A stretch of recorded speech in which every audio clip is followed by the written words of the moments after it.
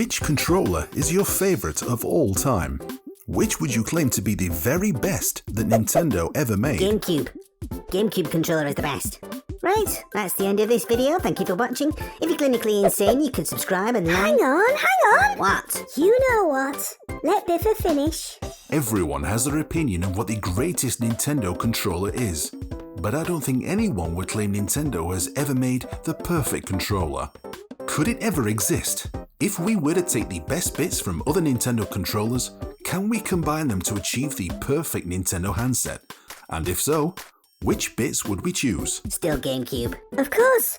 This is a hypothetical, idealistic question. There must be some superficial elements of the GameCube controller you'd like to improve. You know, you're not impressing anyone with those fancy long words. Here I go!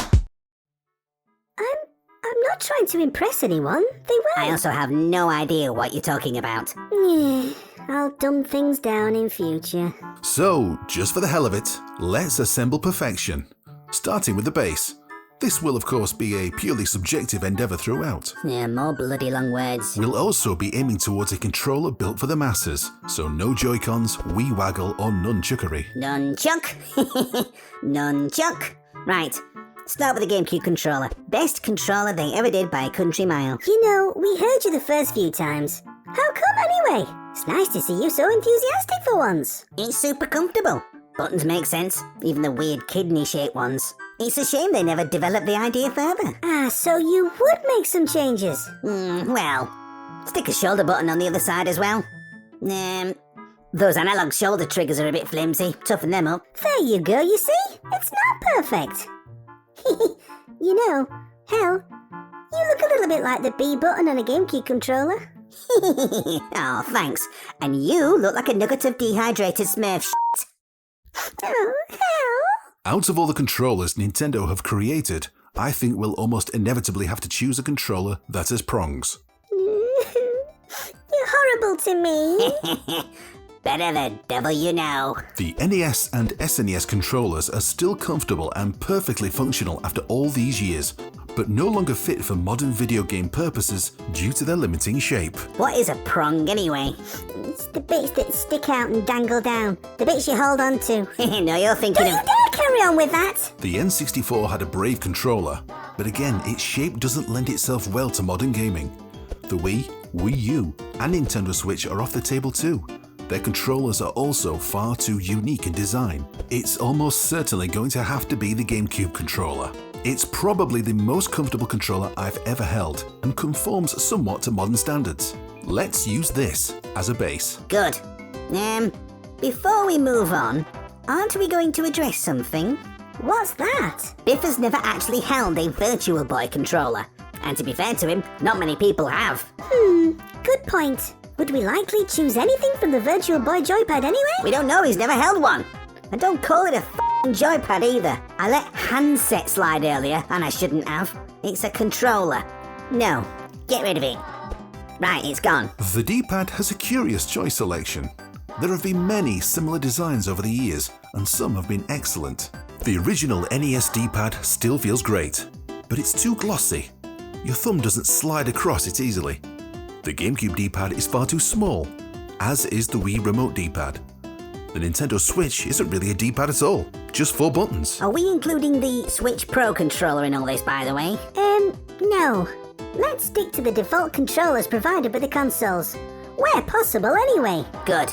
The D-pad of the Pro controller is f***ing shit. Travels further than Phileas Fogg. I don't get it. Oh, now who's the stupid one? This has to be between the SNES and N64 D-pads. I'm leaning more towards the N64 here. It balances the amount of travel and click, along with the best plastic texture to date. It's a shame it wasn't used more often on N64 games. Can't really remember using it at all. Maybe that's why it feels better than the SNES. It's still practically brand f***ing new on every joypad, controller. Oh, and your photoshopping skills look shit, by the way. Idiot. The shoulder buttons present a problem. Nintendo has never had what their competitors have had, a reasonably universal arrangement of analog triggers and digital shoulder buttons. The Wii U and Nintendo Switch came close, but all 4 buttons are digital button presses, not analog ones, which may cause compatibility issues down the line. Yeah, let's not get into the analog-digital terminology debate now. It also doesn't help that much of the comfort of the Gamecube's base comes from its transition into the analog shoulder triggers. Easily switching back and forth between these two types of button has become essential. So in this case, something of an amalgamation between the Wii U and the Gamecube would be in order, combined into something akin to what's seen on the Switch's Pro controller. Good luck photoshopping this one. Yeah, what a cop-out. Show us the back at least. You get the idea. Like Biffa said, it would probably be a little like the Switch's Pro controller. Which we're not including. Except when we are. It would probably have more of a turn up at the end of the triggers, resembling the Wii U, but more shaped like a Gamecube. Oh, for f***'s sake. Let's move on. They get it. Well, they don't because it's bollocks. But anyway. Let's go back to something simple. The start and select buttons. Or plus, minus, and home buttons, depending on the Nintendo controller you're thinking of. You know, the Wii remote got this pretty much spot on. You could feel your way around easily. The home button was flush, so you don't accidentally catch it. They all needed good, deliberate presses. I agree. Great! Just make them a little bigger. Job done. Next. Once again, the analog sticks present something of a problem. There hasn't necessarily been any definitive stick layout to choose from. Any analog stick pre-Wii U gamepad had an octagonal shape gating its movement. As much as I'd like to see the gating return in certain circumstances, it really should be the standard smooth circle design. The main Gamecube stick had good grip, but still not ideal. The Wii had that convex shape going on. It was easy to slip off, especially with the lack of ridges. The Wii U sticks were bigger than the Wii and further exaggerated the convex shape. A step in the wrong direction if you ask me. I know what you're both thinking. You'd like the sticks to have a more concave centre, correct? That would probably work better, yes. See? I know words. More similar to the modern Xbox and PlayStation controllers, correct? Yeah, probably. Then we're back to the Switch Pro controller again, aren't we? The Nintendo Switch's Pro controller remains the most appropriate design. Despite our intent to use mainline controllers, we'll use those.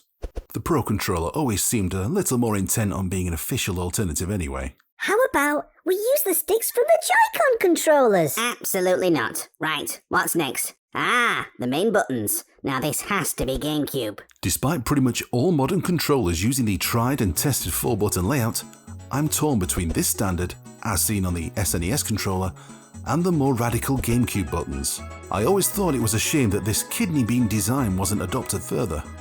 All other Nintendo controllers that adopted the 4-button layout have at least one element that lets them down. The Pro controller buttons have far too much travel. The Wii U buttons are too small and far apart. So, what should we do? I say Gamecube. It's not that different. I mean, there are still 4 buttons, labelled A, B, X, Y. It still translates. I say SNES. It's become the standard for a reason. I think we'll go with the SNES. You Having a prioritized A button is fine for a lot of games, but could cause issues with some ported or indie titles. There are games where the emphasis is on the B button in gameplay, for example. Are we having a capture button? Nope, good. So here it is, the perfect Nintendo controller in all its glory. Oh, I wish we could hold on to it properly. What game would you play with it first? Tetris. We hope you appreciate the idiosyncratic, anti-disestablishmentarianism of the contrafibularities. See? I know long words too, arseholes. Here's another video to watch. It's just as shit as this one. Although, it does feature a rather handsome devil for the majority.